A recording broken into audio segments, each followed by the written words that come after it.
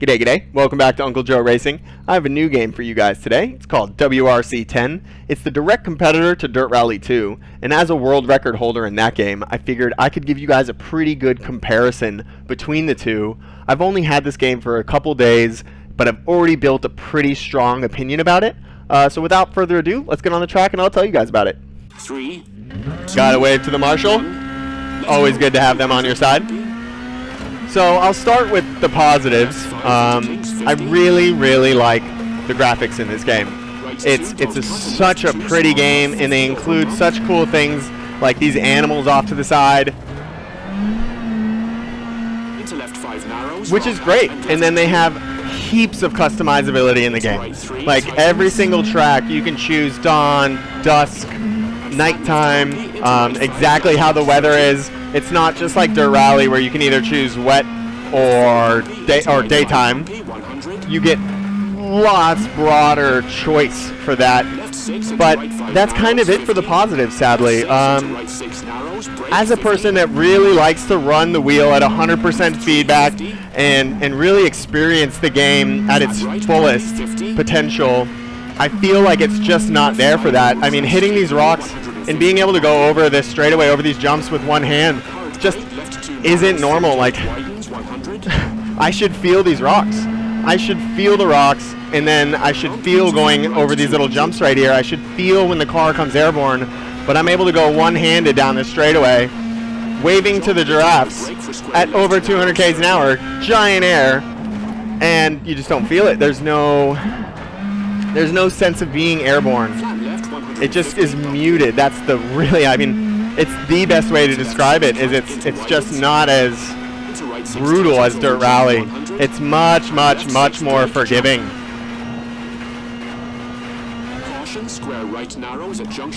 Gotta turn on the wipers. I like the rally driver's call-outs. He's pretty funny.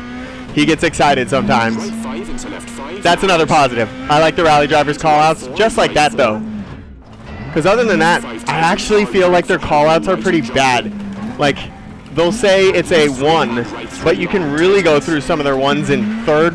Like you'll see right here in this section of the track, it's lots of tight little technical stuff, but you don't need to be down in first gear or like second gear even. He's saying it's a 2, which means it should be pretty tight, but it's not that tight. Like that was a tight one, but I'm still in third.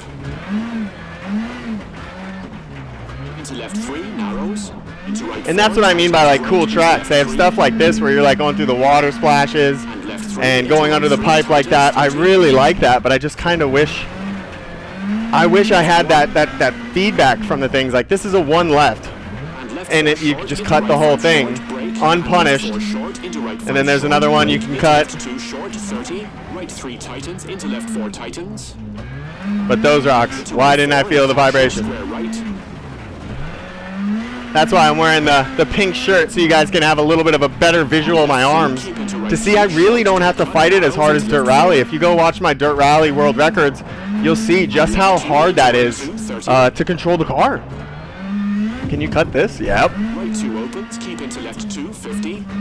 See, it's just not as punishing. It's which makes it almost less rewarding to set a good time. Because in Dirt Rally, you have to floss those things.